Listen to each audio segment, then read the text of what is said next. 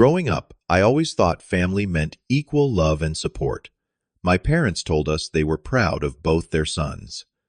I worked hard, became an accountant, and helped them with bills for years. Then came that rainy Tuesday when I accidentally discovered their will on Dad's computer while fixing it. Everything, the house savings, even Mom's jewelry collection, all going to my younger brother Jake. Nothing for me. Not even a mention of my name. The betrayal cut deeper than any knife. Before I continue this story, let me know where you're watching from, and hit that like and subscribe button if family drama hits close to home. I never thought my life story would be the type people watch online, but here we are. My name is Lyle, and at 32 years old, I thought I had my family figured out. I grew up in a modest Chicago suburb with what I considered a normal middle-class family. My dad, Frank, worked construction his entire life, coming home with calloused hands and a tired smile. My mom, Martha, taught third grade at the local elementary school, always bringing home crafts and stories about her students. Then there was my younger brother, Jake, 4 years my junior, but somehow always the center of attention. While I was the responsible one, with straight A's and perfect attendance, Jake was the charming athlete who could talk his way out of anything. I still remember when he was 10 and broke Mom's favorite crystal vase playing baseball in the house after being told not to. When my parents came running, I saw the fear in his eyes and stepped in. "I did it," I said, taking the blame. Jake shot me a grateful look while I got grounded for 2 weeks. That pattern continued into adulthood. I put myself through college, got an accounting degree, and landed a stable job at Henderson Financial.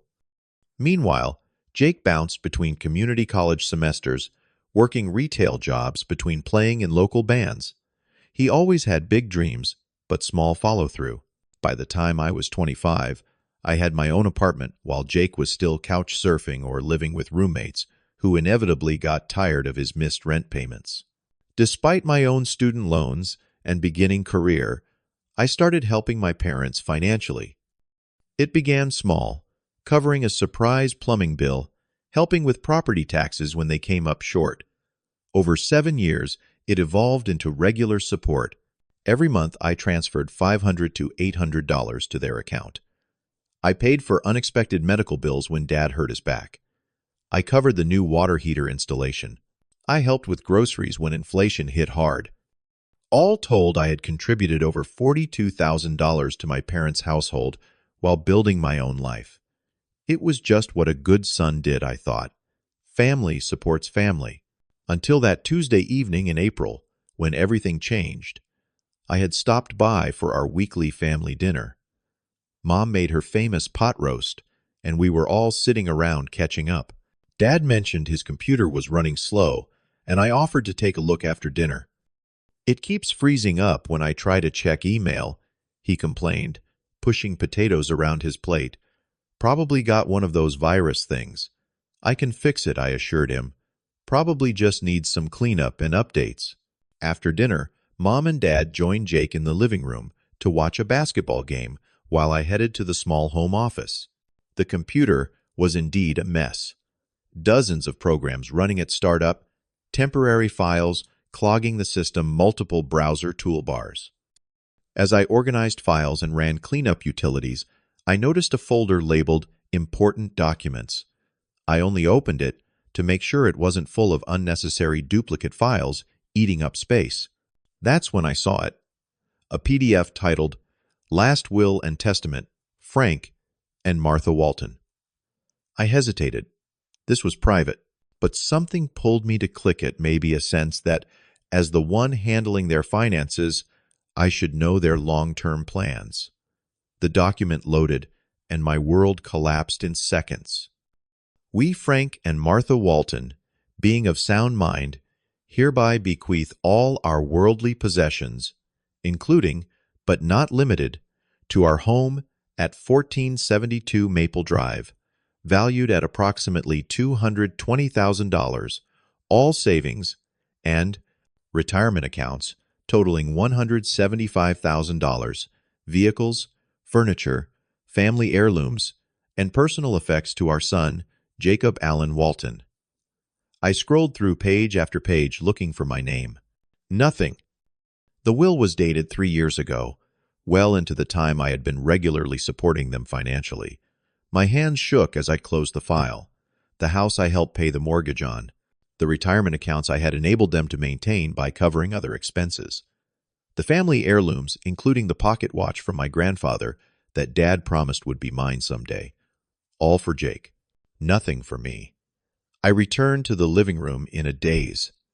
They were all laughing at some commercial, completely unaware that my world had just shattered. I sat through another hour of pretending everything was normal before Jake finally left to meet friends at a bar. Only then did I find the courage to speak. "I saw your will," I said quietly. The room went silent. Mom suddenly became very interested in folding the throw blanket on her lap. Dad muted the TV, but wouldn't meet my eyes. "I was fixing your computer and found it," I continued. "You left everything to Jake." After several seconds of uncomfortable silence, Mom finally spoke. "Lyle, honey, Jake will need it more. You know how he is with money." Dad nodded. "You're successful, son. You have a good job savings. Jake will always struggle." I felt like I had been punched. So, because I worked hard and made good choices, I get nothing, and because Jake has been irresponsible, he gets rewarded with everything. "It is not about rewarding or punishing," Mom said. "It is about need. Jake needs the safety net." Then Dad dropped the bomb. "Besides, we always figured you would continue helping out Jake after we are gone. You are the responsible one." In that moment, I realized I had never been seen as a son to them. I was a financial resource, a family ATM, the reliable one who would not only fund their lifestyle now, but would continue supporting my brother indefinitely. "It is just stuff," Lyle, Mom said dismissively. "Family is about more than money."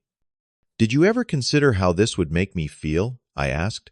"To discover I have been helping you financially for years, only to learn you plan to leave everything to Jake."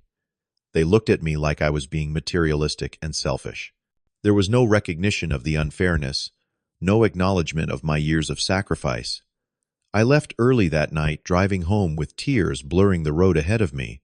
That night, sleep was impossible. I sat at my kitchen table with a legal pad, calculating exactly how much I had given my parents over the years. Beyond the monthly transfers, there were the emergency expenses, the birthday and Christmas gifts that were always more practical and expensive than what Jake gave them the vacations I helped fund. The final tally made me sick approximately $42,000 over 7 years. Money that could have gone toward a house down payment, a better apartment than my one-bedroom, a newer car than my 10-year-old Honda. I thought about my sacrifices. The vacation to Europe, I kept postponing the smaller apartment I settled for to free up cash for them. The budget constraints I lived with while watching Dad buy a small fishing boat last summer because it was such a good deal. I remembered Jake showing up to dinner 3 months ago with a brand new gaming system that must have cost at least $500 the same week he told our parents he couldn't afford his car insurance. They paid it, of course, never expecting him to repay them. The double standard was suddenly so clear it was blinding. I had been enabling not just my parents' financial irresponsibility, but the entire family dynamic that cast me as the provider and Jake as the eternal recipient. By morning, I had made my decision. The family bank was closing permanently. I created a detailed spreadsheet showing every dollar I had contributed to my parents' household over the years with dates and purposes. Then I made a new budget for myself, one that prioritized my future rather than my parents' present. At 9 that morning, I called them. "I need to talk to you about something important," I said. "Is everything okay, honey?" Mom asked, concern in her voice. "I have made a decision. I will not be helping with your bills anymore." There was a long pause before Dad spoke. "Come on, Lyle. Do not be dramatic. This is about the will, is not it. You will change your mind." No, Dad, I will not. I have spent years helping you financially while putting my own future on hold. I just found out you plan to leave everything to Jake. I am done. But what about the mortgage payment next week? Mom asked, panic rising in her voice. And your father's prescription refills. You will need to figure that out. I said, my voice surprisingly steady. Maybe Jake can help. This is not like you, Lyle, Mom said, her tone shifting to disappointment. Family has responsibilities to each other. Yes, they do, I agreed. But those responsibilities should go both ways. I will see you at dinner on Sunday. The following Sunday, dinner was tense. Jake remained oblivious to the situation, chatting about his latest job prospect at a music store. My parents kept dropping hints about bills and expenses, hoping I would volunteer to help as I always had. The property tax bill came yesterday, Mom mentioned casually over dessert. The water heater is making that noise again, Dad added. I simply nodded and changed the subject each time. For the first time in my adult life, I was not opening my wallet to solve their problems. The first bill payment date passed without my contribution. Mom left 3 voicemails asking if I had forgotten to transfer money. I did not return the calls. The pressure increased with each passing day. The first week, my parents sent photos of bills with question marks as text messages. The second week brought daily calls about temporary emergencies they needed help with. By the third week, family friends were calling to check on me while subtly advocating for my parents. Your mom mentioned things are tight right now, said my Aunt Susan. Is everything okay with your job, Lyle? My job is fine, I replied. I have just stopped covering my parents' bills. But they count on you, she said, shocked. Yes, they have been counting on me for years while planning to leave everything they own to Jake. Did they mention that part? Her silence told me they had not. Then Jake confronted me at work one day, showing up at lunchtime unannounced. What is this about you abandoning Mom and Dad? He demanded, sliding into the booth across from me.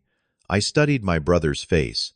At 28, he still had the same boyish charm that got him out of trouble throughout childhood. Today, he wore a concerned expression, but I noticed his new designer watch and fresh haircut. Did you know they are leaving everything to you in their will? I asked calmly. His expression shifted from righteous anger to confusion. What do you mean everything? The house, their savings, all possessions, everything goes to you, nothing to me. Jake's mouth opened and closed a few times. That cannot be right. They would not do that. I pulled out my phone and showed him the photos I had taken of the will. He read in silence, his face growing pale. Lyle, I had no idea, he finally said. I mean, I know they always favored me, but this is... I will talk to them. Do whatever you want, I said. But I am done funding a household that sees me as nothing but a bank account. Jake promised to speak with our parents, but I saw his Instagram post 3 days later showing off expensive new sneakers with the caption, "Treat yourself," so much for his financial struggles. The emotional distance grew between my family and me, but with each passing day, my resolve strengthened. Friends who had watched me stress over my parents' finances for years supported my decision. My therapist, whom I had started seeing weekly, validated that my boundaries were not just reasonable, but necessary. Still, doubt crept in during quiet moments. Was I being selfish? Was this what families did? The successful ones supporting the struggling ones without expectation of return. Was I throwing away relationships over money? Then came the text that crystallized everything. Exactly 1 month after I stopped financial support, my phone lit up with a message from Mom. The mortgage is due. No greeting, no acknowledgement of the situation. No, how are you? Or can we talk? Just a demand disguised as a reminder.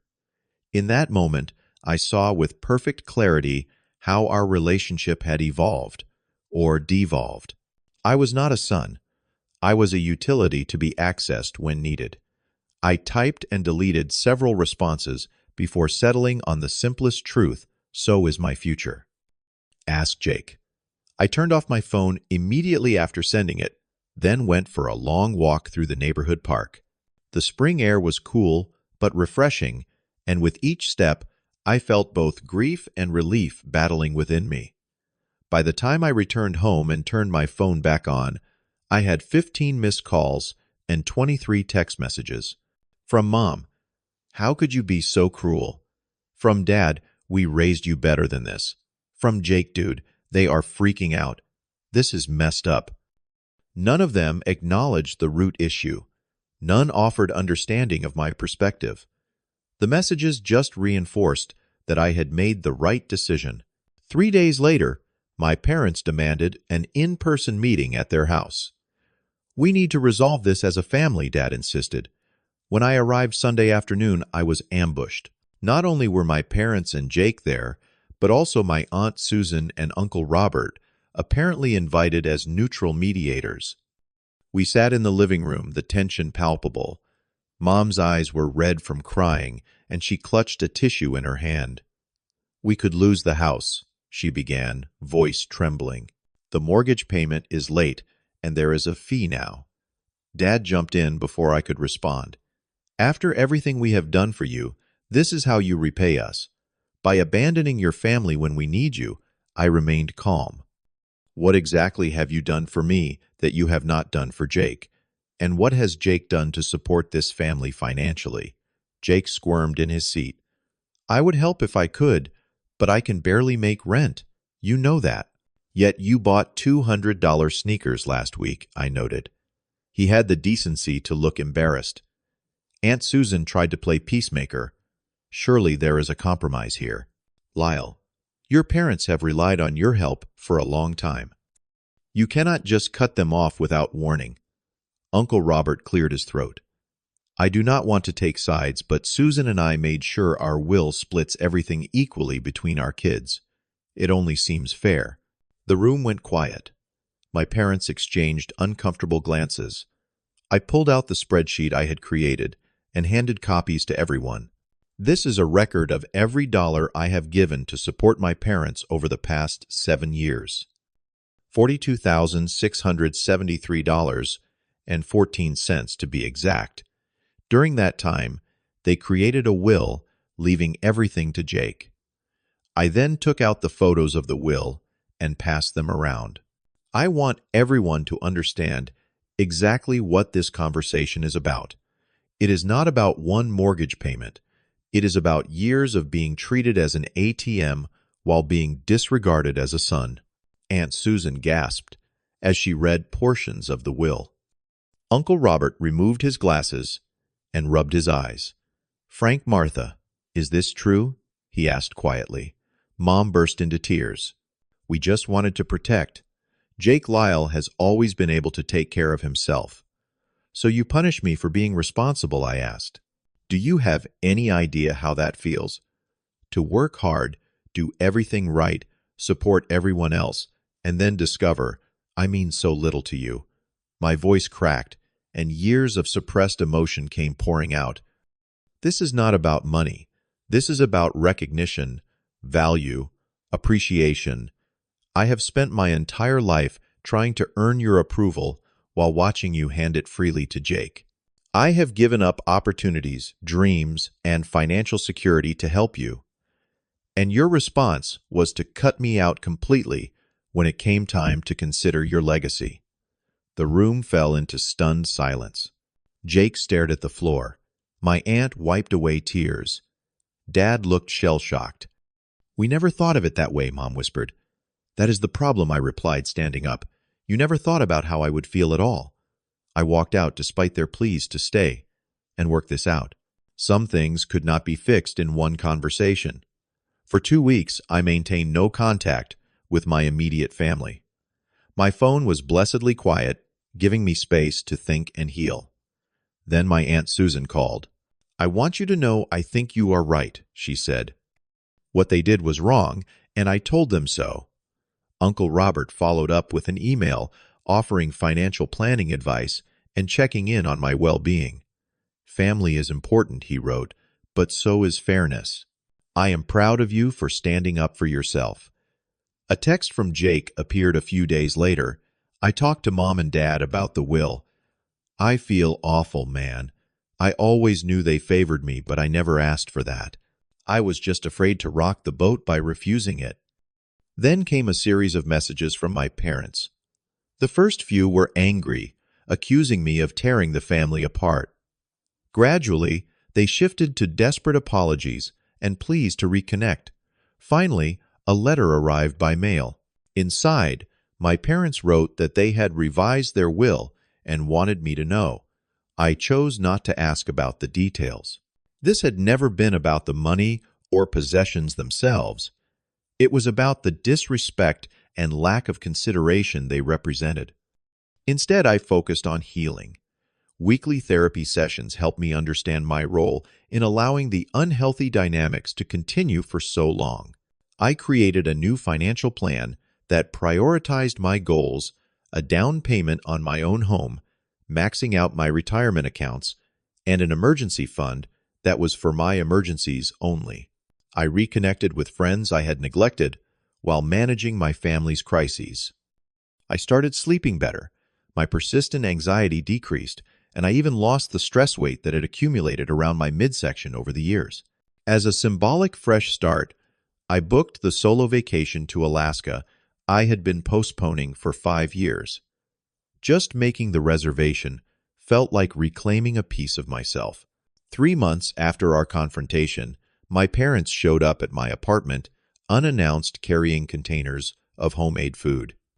"We thought we could have dinner together," Mom said hesitantly. "Just the three of us." I let them in, and we ate at my small dining table, carefully avoiding the elephant in the room. Eventually, Dad sighed heavily. "Things have been tight without your help," he admitted. "We have had to make some changes." "Jake moved back home temporarily," Mom added. "He is taking a part-time job at the hardware store to help with bills." I nodded but did not offer to resume financial support. I could see them waiting for it, hoping the revelation about Jake's job would inspire me to open my wallet again. "I love you both," I said instead, "but I will not be your bank anymore." Dad's face crumpled unexpectedly, and he covered his eyes with one hand. "I did the same thing to my brother," he confessed. "My parents always favored me, and I never stood up to them about it. Richard and I barely speak now. This was news to me. I had always wondered why we rarely saw my Uncle Richard." Mom reached for my hand. "My parents favored my brother too," she said quietly. "I guess we just repeated the pattern without thinking." That conversation opened the door to something I had suggested months before family therapy. As a condition of rebuilding our relationship, I asked that we attend at least 6 sessions together. They reluctantly agreed. Our first session was uncomfortable but illuminating. The therapist quickly identified toxic patterns none of us had fully acknowledged. My parents' expectation that I would be the perpetual giver. Jake's learned helplessness. My inability to set boundaries until they were dramatically violated. This family has operated on unspoken rules for decades, the therapist observed. Rules that benefited some members at the expense of others. It was the beginning of honest conversations about years of favoritism and unequal expectations. There were tears, defensive moments, and painful admissions. But for the first time, we were addressing the real issues instead of focusing on financial transactions. 6 months after discovering the will, I was approved for a mortgage on a small townhouse closer to my office. My emergency fund was healthy, and my retirement contributions were back on track. I had started dating Caroline, a pediatric nurse who understood the importance of healthy boundaries, having established her own with her family. Weekly family dinners cautiously resumed, but with a new rule: everyone contributed something, whether cooking, bringing dessert, or cleaning up afterward. Jake had moved into his own apartment again, but this time with a stable job and a budget I had helped him create. My parents attended couples therapy to address their own relationship issues, which had contributed to their financial instability. That Christmas, instead of the usual expensive practical gifts I provided while receiving token items in return, we agreed to a modest spending limit and focus on thoughtful personal presence. Dad gave me his father's pocket watch, the one I had believed would go to Jake. "It should have been yours all along," he said simply. The most remarkable realization was how my stand for self-respect had ultimately helped everyone grow. Jake was developing financial independence for the first time. My parents were confronting long-standing issues in their marriage and parenting. Family gatherings, though still occasionally awkward, had a new authenticity. On the one-year anniversary of discovering the will, we gathered for dinner at my new home. As we sat around my dining table, Dad raised his glass. To Lyle, he said, who had the courage to break a cycle none of us even recognized. "I am sorry it took something so dramatic for us to see what we were doing." Mom wiped a tear. "We were wrong, and we are trying to do better." Jake nodded. "You changed everything, bro. For all of us." I thought about the painful journey of the past year. The betrayal that had felt like a knife to my heart had ultimately been the catalyst for healing I never knew we needed. The will that excluded me had forced inclusion and honesty we had never before achieved. "I learned something important," I said. "True family support is not just financial. It is emotional. It is respect. It is seeing each person's value beyond what they can give or do for you." Mom reached for my hand. "We are still learning, but we hear you now. We really hear you." Looking around at the imperfect but evolving family gathered in my own home, a home I had purchased myself without sacrificing my needs for others, I felt a sense of peace I had never known before. Sometimes the greatest act of love is standing up for yourself, even when it hurts. Sometimes family bonds must be broken before they can be properly rebuilt.